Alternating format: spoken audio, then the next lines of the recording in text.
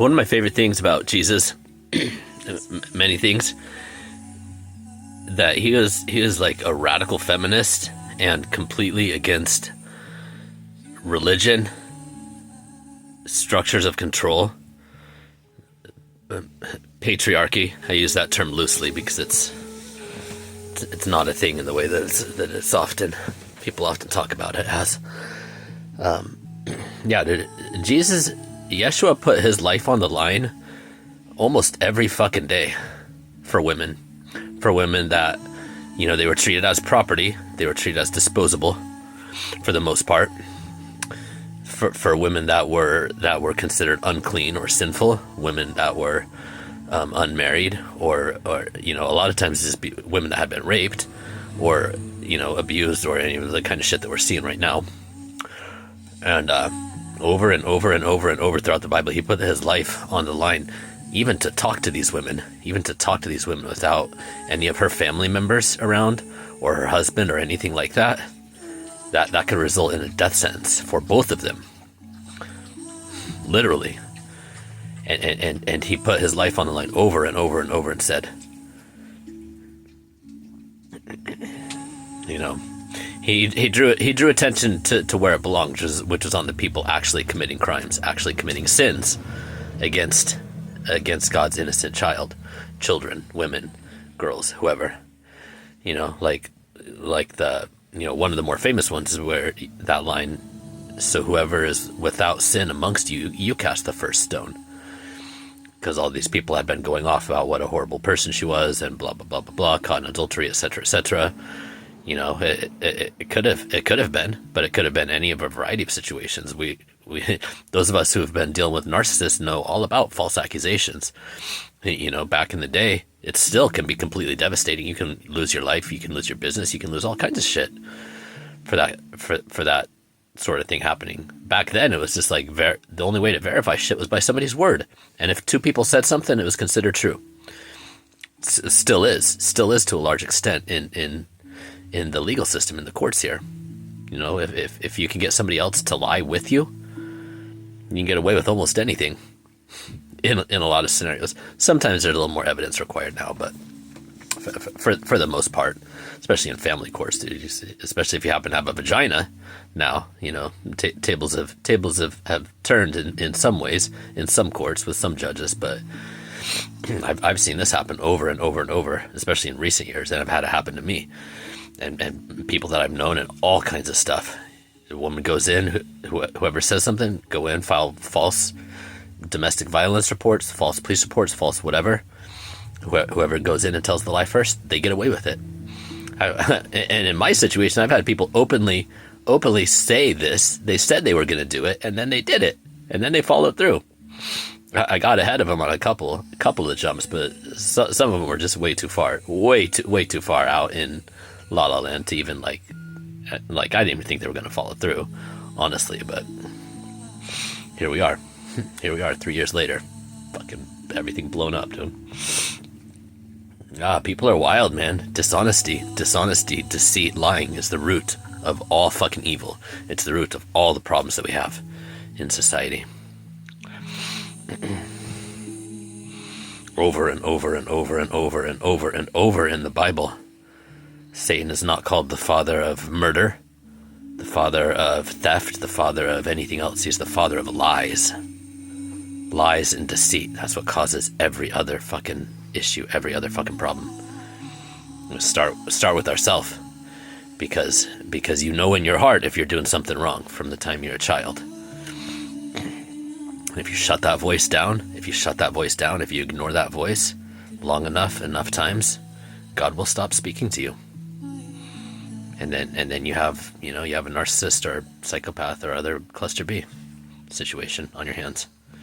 As far as I know, those don't change. Those don't change. People that go around willingly hurting others, like that's it, dude, that's it. If you take pleasure from that, if that's how you get off, that's how you get your fucking jollies. Good God, man.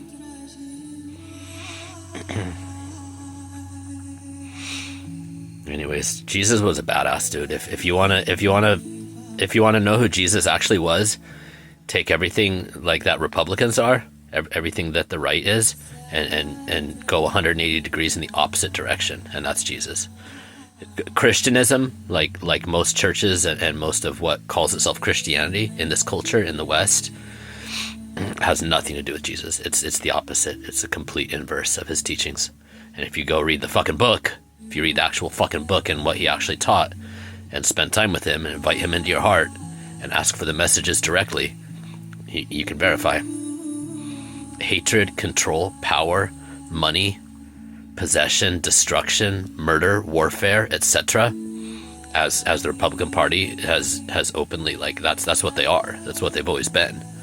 I mean, I'm almost 50, and there's never been a time when they went even slightly off course from that. I've not witnessed anything in my personal life, in the public realm, and now it's coming all out in the open what they actually are. And I'm not a Democrat either. Don't come in with any of your fucking nonsense. So it's not just about these two extremes and all the bullshit that they're offering us through social media and the fucking news and whatever else, dude. That's not reality. It's not reality. Not for 85-90% of us. But Jesus is a badass dude. He's not some sickly, fickle little. Yeah, there's so much, dude. I'd love to spend some time talking, but being a carpenter and a builder, being somebody that knows construction, the stuff that he did back in the day, all with hand tools, with like giant beams and stone and wood and stuff like that. He was not a small guy either. And those things, that verse where he's throwing the money changers out, saying, "Get the fuck out of my father's temple." Those things were probably stone slabs weighing hundreds and hundreds of pounds that he flipped over and grabbing those people by their head and literally like throwing them bodily out of the temple. That's the Jesus that I know and love, dude. He was not a small guy. He is not weak, and he gave himself up willingly for love, for the work of his Father, for the truth of God and of Spirit. And that's, that was the age of Pisces. That's not to say like, hey, to follow in his footsteps, we all have to be martyrs. There was a season for that. And in some, it's not going to be universal. But the age of Aquarius that we're entering into now is about the people, is about community, it's about democracy, like true democracy, true rule of the people, by the people, for the people, by consent only. Otherwise, it's not valid. And that doesn't mean people that want to just run around committing crimes can do whatever the fuck they want either. Those people will be dealt with appropriately. If they want to invoke the law of the jungle and then come after like sane adult people and children and things like that, then they will receive the law of the jungle. That's on them.